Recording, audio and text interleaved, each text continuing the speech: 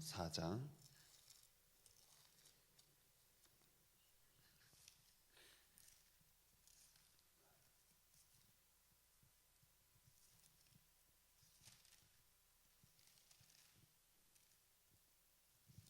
2절에서부터 6절입니다.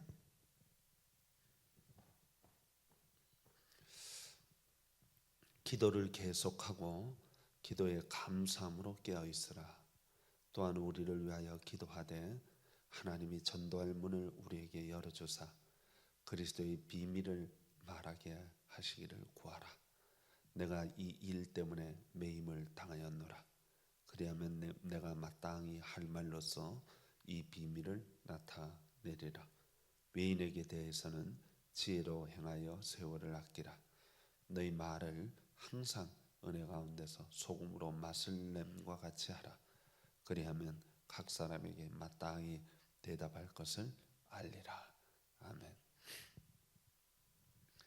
요즘 들어서 우리 한국 교회에 팽배하고 있는 사상 중에 하나가, 생각 중에 하나가 전도가 잘 안 된다는 것입니다. 교회들마다 전도하자 그러면 전도에 안 되는 걸 왜 자꾸 하려고 그러느냐, 그런 생각과 말을 하는 분들이 있는 것을 보게 됩니다.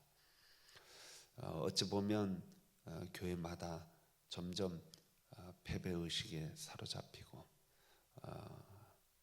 안 된다는 부정적인 생각에 사로잡혀 있는 것을 보게 됩니다. 그래서 이제 한국 교회는 남의 교인 빼앗아가는 경쟁이 벌어졌습니다.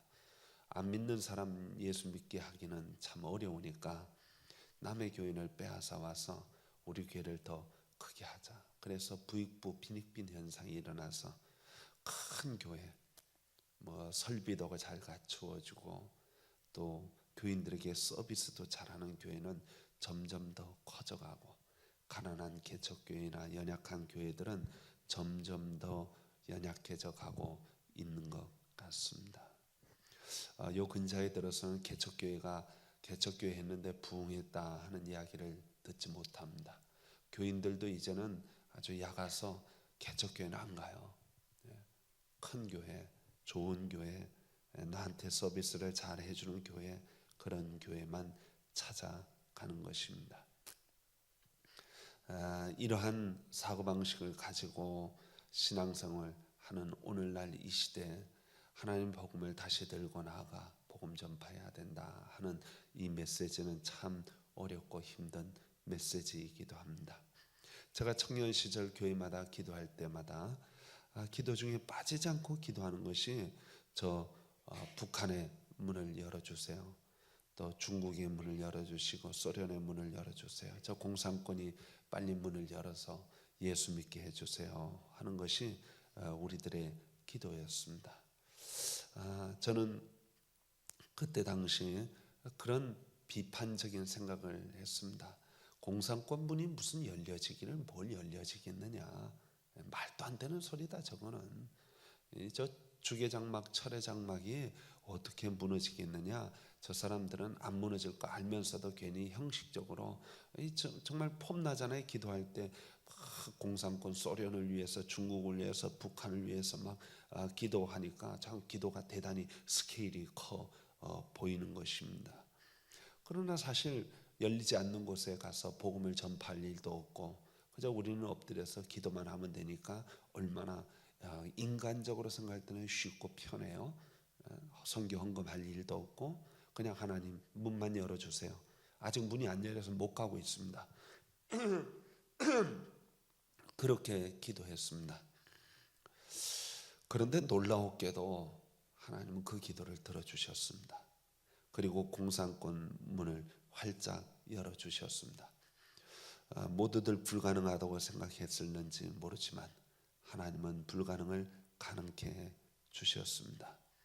저는 오늘날 우리들의 기도도 이제 바뀌어야 한다고 생각합니다.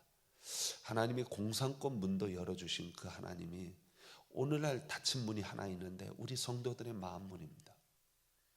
패배주의로 사로잡혀 있고 냉랭하고 차가운 심령으로 문을 닫아놓고 있는 우리들의 마음 문을 좀 녹화하여 두드려서 하나님 좀 열어주십시오. 우리 서북교회, 우리 대한민국 교회 성령의 불을 던져 주시어서 우리 성도들의 마음이 뜨거워지고 정말 심령이 뜨거워져서 하나님 앞에 다시 엎드려서 불가능을 가능케 해달라고 기도할 수 있는 그런 우리 서북교회, 우리 성도들 되게 해주세요. 그렇게 기도하고 싶어요. 그런 기도를 우리가 드려야 하지 않을까 하는 생각을 하게 됩니다. 어느 교회에 어떤 여집사님이 자기 남편을 위하여 기도했습니다. 남편이요 정말 고집이 정말 너무 세요. 그래서 교회 가자 그래도 절대로 교회를 안 나가는 거예요. 이 부인이 그 철옹성 같은 남편을 위해서 끊임없이 기도했습니다.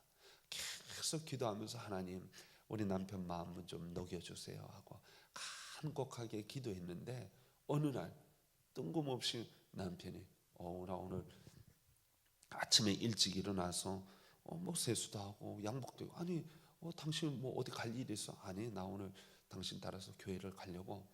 이게 뭐 천지개벽할 일인가? 갑자기 무슨 마음이 들어서 이렇게 교회를 가려고 하나? 그래서 남편을 데리고 교회를 나옵니다. 교회 나오면서 마음속에 기도합니다. 우리 목사님 오늘 설교 좀 기가 막히게 좀 해주세요. 좋은 설교에서 우리 남편 마음 좀 녹여주세요 하고 딱 와서 교회 주보부터 먼저 열어봤는데 하필이면 딱 열었더니 마태복음 1장에 족보에 대한 설교가 딱 있는 거예요. 거기 목사님 설교하시는데 거기 여자 5명이 나오는데 다말, 라합, 룻, 우리아의 아내, 뭐 마리아 이런 여자들에 대한 이야기를 쭉 설교하는데 그 여자들이 사실은 굉장히 안 좋은 여자들, 이방 여자들로, 가늠한 여자들로, 좀 말도 안 되는 이야기들이 쭉 기록되는 거예요.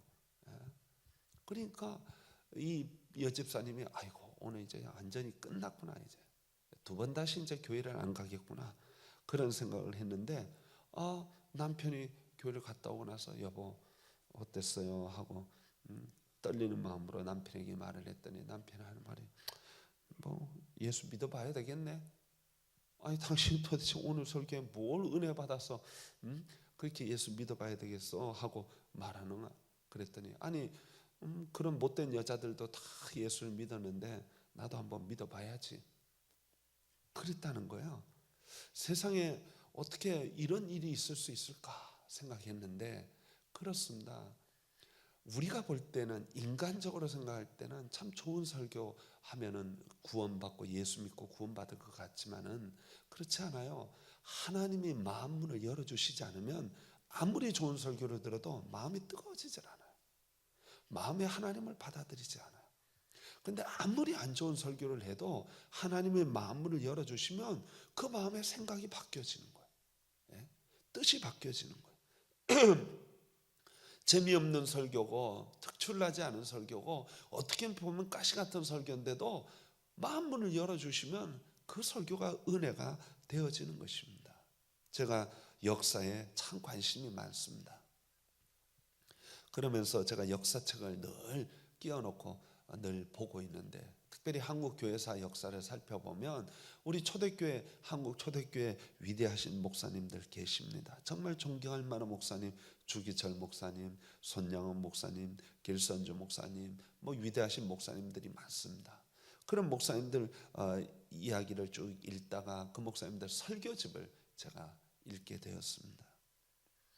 이 세 분 목사님들은 도대체 어떻게 설교했을까 하고 설교집을 쭉 읽어보니까 깜짝 놀랐어요.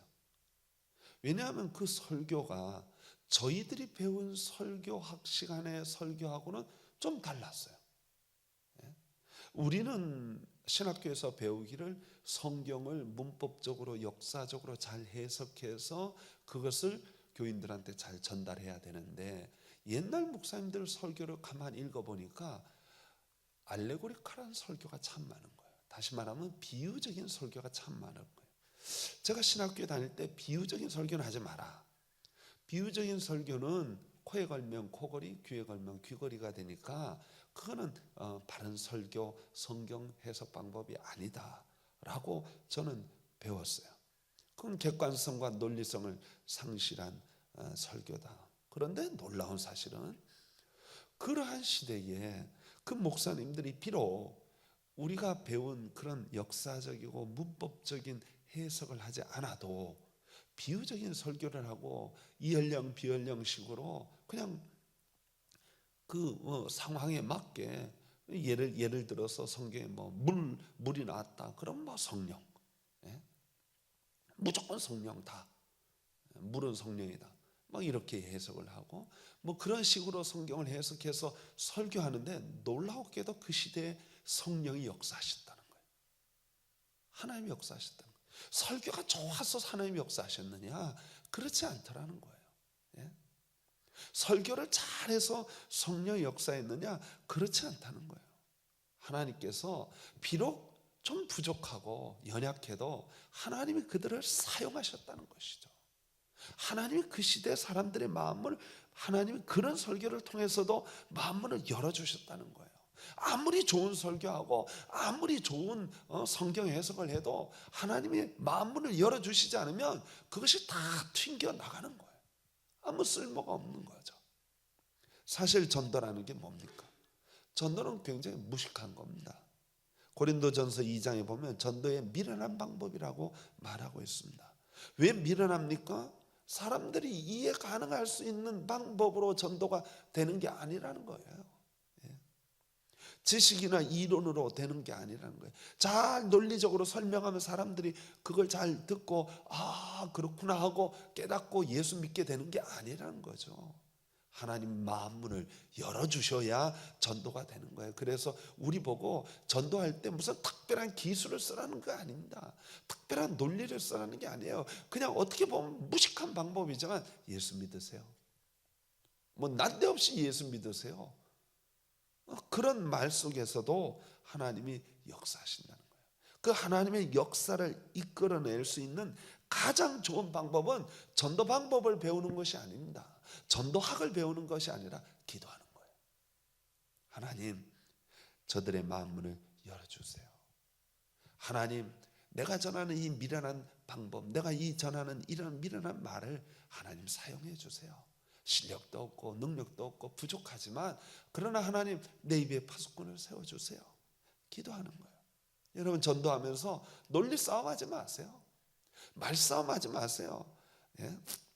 논리 싸움, 말싸움이 뭡니까? 내가 설득하려는 거예요. 내가 예수 믿게 하려고 설득하는 거예요. 내가 설득한다고 예수 믿으면요 세상 사람들 다 돌아다니면서 설득해야죠. 그런데 사실 설교는 전도는 설득이 아닙니다. 저들 세상 사람들은 몰라요. 복음의 맛을 몰라요. 예수 믿는 맛을 모른단 말이죠. 우리는 예수 믿는 맛을 알고 복음을 알고 그래서 우리는 이게 너무 좋으니까 설명하는 거예요. 이게 얼마나 좋다 설명하지만 그 사람들은 그 맛을 모른단 말이죠. 그러니까 아무리 설명해도 못 알아듣는 거예요. 받아들이질 않는 거예요. 그런데 그 사람 마음문을 녹이려면 그 사람의 마음문을 녹이려면 다른 것이 없습니다. 하나님이 녹여주셔야 하는데 그것은 우리의 기도에 뜨거운 기도, 뜨거운 열심으로 하나님 앞에 엎드려 기도할 때 하나님께서 역사하여 주신다는 것이죠. 사실 우리가 아는 사람들 중에 몹쓸병에 걸리면 병원에 들어가서 입원하고 얼마나 기도를 간절히 하는지 몰라요. 하나님 꼭 고쳐주세요. 꼭 고쳐주세요. 육신의 질병을 위해서는 간절히 기도합니다.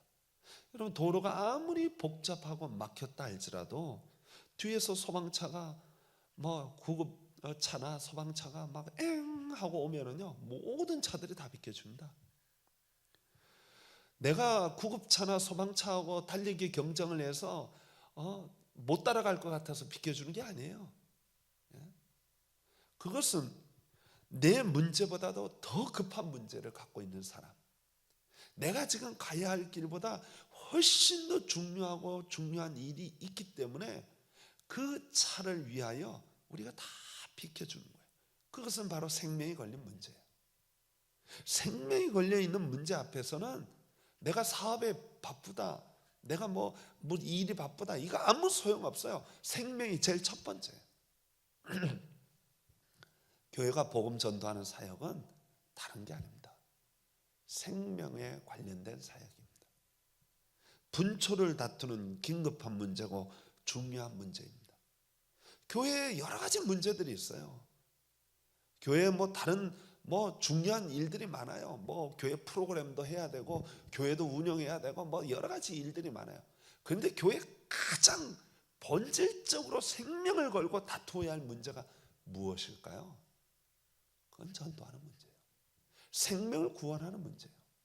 이걸 소홀히 하고 구급차 단장하는 거에만 관심을 가지고 소방차를 어떻게 정말로 개조를 해가지고 멋있는 소방차로 만들고 엔진을 바꾸고 이거 아무 소용없어요. 생명을 구원하지 않는 일을 한다면 그건 쓸모가 없다는 것입니다. 성도 여러분, 우리 서북교회가 존재하는 이유 중에 가장 본질적인 존재의 이유는 전도입니다. 우리 성도들이 가장 본질적인 이유가 존재의 근거 이유는 바로 전도입니다. 오늘 여기 본문에 보니까 사도 바울이 억울하게 로마 감옥에 갇혔습니다. 거기서 편지를 씁니다. 이것이 바로 골로새서입니다. 여러분들이 만약에 감옥에 갇히면 뭐라고 편지할 것 같아요? 사람들이 편지 써서 내가 억울하게 감옥에 갇혔으니까 나 좀 풀어달라고 그렇게 청원하지 않을까요? 아니면은 도저히 풀려날 가능성이 없다고 생각하면 내가 요즘 너무 감옥이 춥고 힘들고 어려우니까 좀 영치금 좀 넣어주고 물건도 좀 보내줘서 빨리 좀 나 좀 여기 감옥에서 좀 편안하게 살 수 있게 해달라고 그렇게 편지하지 않을까요? 그런데 오늘 여기 사도 바울은 거기서 기도합니다. 3절 말씀 보면 이런 말씀이 있어요. 또한 우리를 위하여 기도하되 하나님이 전도할 문을 우리에게 열어주사 그리스도의 비밀을 말하게 하시기를 구하라. 내가 이 일 때문에 매임을 당하였노라. 왜 감옥에 갇혔냐면 전도하는 것 때문에 감옥에 갇혔어요. 그런데 이 사도 바울이요, 그 감옥에서도 만날 사람이 누가 있겠어요? 얼마나 많겠어요? 그런데도 사도 바울은 우리를 위하여 기도해 주라.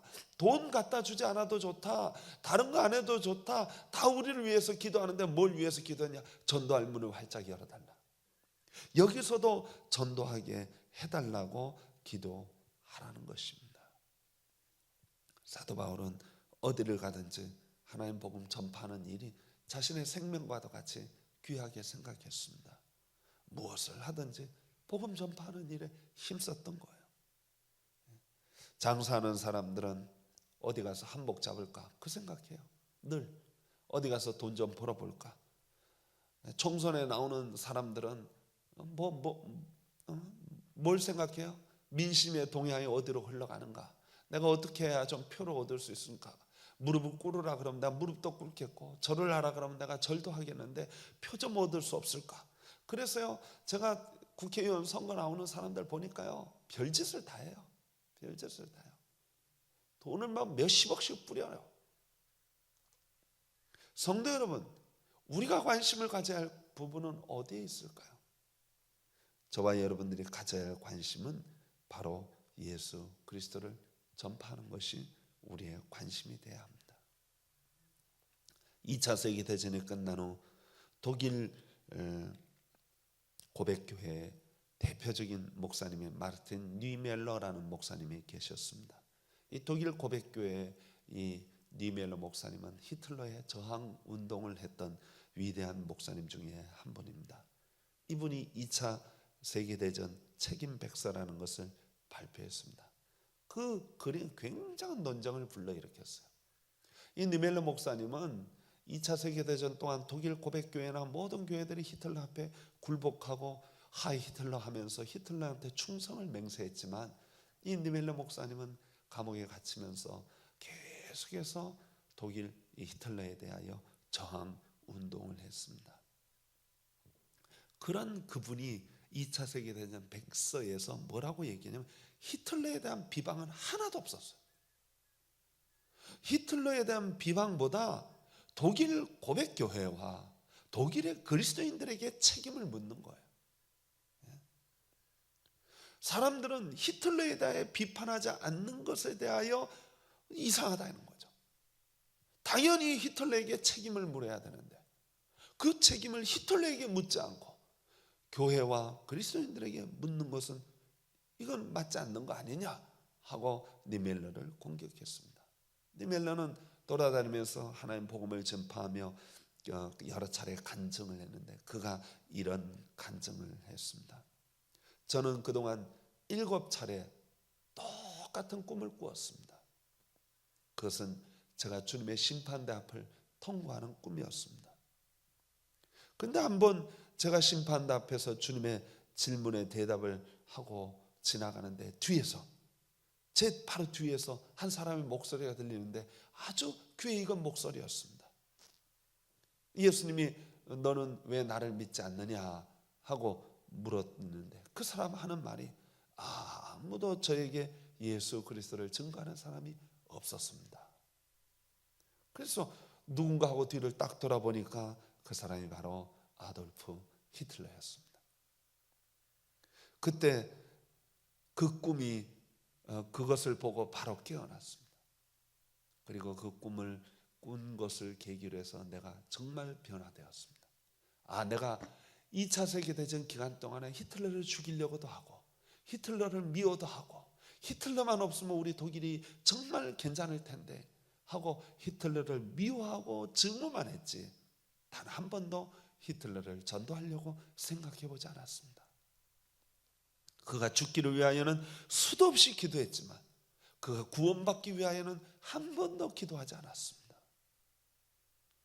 오늘날 우리 독일 그리스도인들이 하나님 앞에서 회개할 것은 바로 이것입니다. 누가 죽기를 위하여 기도할지 몰라도 누가 살기를 위하여는 얼마나 기도했는가 하는 것입니다. 성도 여러분, 우리 주변에는 영원히 죽어가고 있는 성도들이 참 많아요. 사람들이 예수님을 알지 못하여 죽어가는 사람들이 많다는 거예요. 그들이 미워서 그들이 싫어서 빨리 죽었으면 그런 생각을 가진 사람들은 혹 있을지 몰라도 그들이 살기를 위하여 그들의 구원을 위하여 생명을 내걸고 간절히 기도하는 사람은 얼마나 되는가 하는 것입니다. 성도 여러분, 저와 여러분들이 하나님 앞에 엎드려 기도하는 기도 제목이 바뀌어지기를 소망합니다. 우리 배운 것 없습니다. 우리 가진 것도 없어요. 그러나 성도 여러분, 우리가 미련하고 둔하다 할지라도 하나님 나의 미련함과 나의 둔함을 하나님 사용해 주셔서 저 마음문이 닫힌 사람, 저 차갑고 냉랭한 사람 하나님 녹여주옵소서, 열어주시옵소서. 기도하고 나아갈 때 하나님께서 역사하여 심령이 변화되어지고 새로워져서 구원받는 놀라운 역사가 우리들 가운데 있어지기를 간절히 축원합니다. 기도하겠습니다. 하나님 아버지